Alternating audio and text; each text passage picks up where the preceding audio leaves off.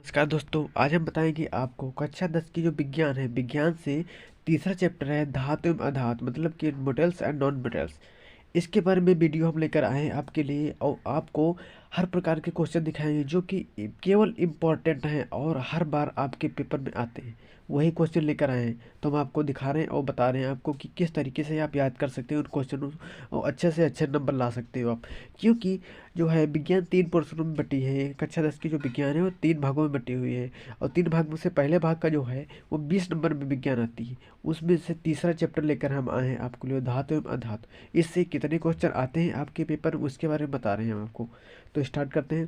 तो पहले क्वेश्चन जो दिए हुए हैं कुछ, इनको आप ऐसे ही याद कर सकते हैं या स्क्रीनशॉट लीजिए, उस प्रकार से याद कर सकते हैं आप, क्योंकि हम इनको बताने वाले नहीं हैं। ये इम्पोर्टेंट काफ़ी है, आपको याद करना है तो याद कर सकते हैं आप या स्क्रीनशॉट मार सकते हैं आराम से, उसके बाद में याद कर लीजिए आप लोग। तो हम आपको दिखा पे सन लिखे हुए हैं कि कितनी बार सन में पूछे गए ये क्वेश्चन। तो आपके लिए बहुत ही इंपॉर्टेंट क्वेश्चन है कि हर बार पूछे जाते हैं इस प्रकार के क्वेश्चन। तो उसके बारे में पहला क्वेश्चन क्या है कि कांपर के 2 सल्फाइड अयस्कों का नाम एवं सूत्र लिखिए, या कांपर के 2 अयस्कों, मतलब कि कांपर के 2 सल्फाइड अयस्कों के नाम या कांपर के 2 प्रमुख अयस्कों के नाम या सूत्र लिखिए। तो कांपर के कौन कौन से अयस्क हैं? पहला है सल्फाइड अयस्क। सल्फाइड अयस्क को कहते हैं कांपर ग्लांस Cu2S, व कांपर पायराइड CuFe2। इस प्रकार का है पहला अयस्क है। दूसरा अयस्क है ऑक्साइड अयस्क। दूसरा है ऑक्साइड अयस्क है, उसको बोलते हैं क्यूप्राइड CuO2। इसको बोलते हैं क्यूप्राइड्स, ठीक। उसके बाद अगला क्वेश्चन है कांपर पायराइड का सांद्रण किस विधि द्वारा किया था, मतलब कि कांपर पायराइड जो है उसका सांद्रण किस प्रकार किया जाता है। ये बहुत ज़्यादा पूछा जाता है और 1 नंबर की ये क्वेश्चन है, 1 नंबर में आता है। अब आपको अगर नहीं पता है तो आपका 1 नंबर छूट जाएगा। इसको बोलते हैं फेन-फ्लोन विधि। फेन-फ्लोन विधि के माध्यम से होता है। आगे का जो कांपर मेट क्या है, कांपर मेट क्या है, ये क्वेश्चन है 2018 में पूछा गया था। 2018 में पूछा गया था यह कांपर मेट क्या है। इसका है कांपर धातु के निष्कर्षण पराक्रम में क्यूप्रस सल्फाइड और फेरस सल्फाइड का गलित मिश्रण प्राप्त होता है, जिसे कांपरमेट कहते हैं। बहुत छोटा सा क्वेश्चन है और बहुत छोटा सा आंसर भी है। आप लोगों को बस याद करना है, इसमें क्या याद करना है कि कांपर धातु के निष्कर्षण पराक्रम में क्यूप्रस सल्फाइड और फेरस सल्फाइड का गलित मिश्रण जो प्राप्त होता है उसे ही कांपरमेट कहते हैं। आगे की जो क्वेश्चन, अयस्क व खनिज को परिभाषित कीजिए। अयस्क तथा खनिज में अंतर, या आपको ऐसे आ सकता है कि अयस्क या खनिज की अलग अलग परिभाषा भी पूछ सकता है, तो भी आप बता दीजिए। या पूछ सकता है अयस्क व खनिज को स्पष्ट कीजिए, या अयस्क तथा खनिज में विभेद कीजिए। कुछ भी प्रकार से आपको क्वेश्चन आ सकता है और आपको लिखना पड़ेगा।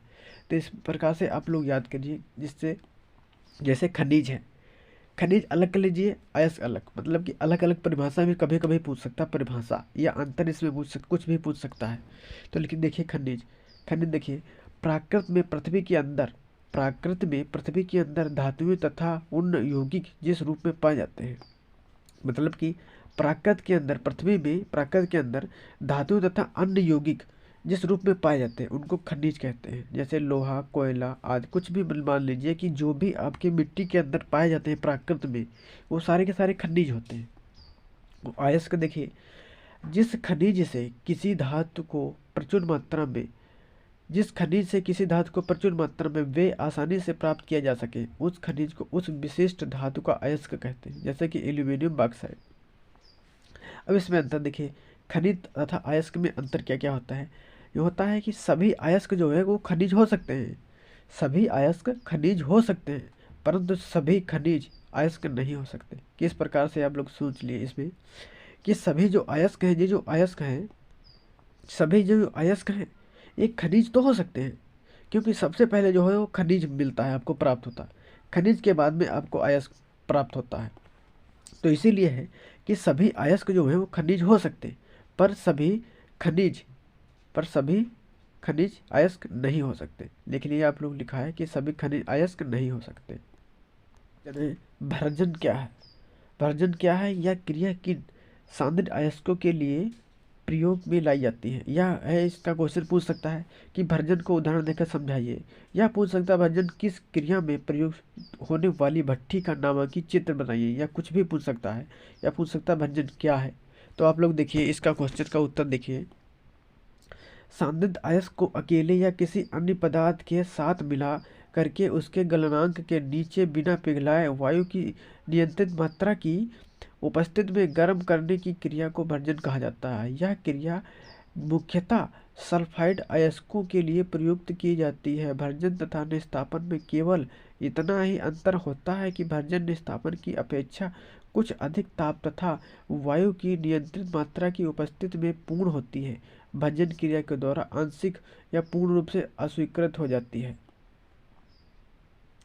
तथा अयस्क में उपस्थित सल्फाइड आर्सेनियम एंटीमनी आदि अशुद्धियां ऑक्सीकृत होकर वाष्पशील ऑक्साइडों के रूप में पृथक हो जाती है। भंजन की क्रिया को परावर्तनीय भट्ठी में करा क्या दिया है कि सांद्रित कांपर पाइराइड को कम ताप वायु की नियंत्रित मात्रा की उपस्थिति में परावर्तनीय भट्ठी में गर्म बोला 2018 में 2 बार पूछा गया है।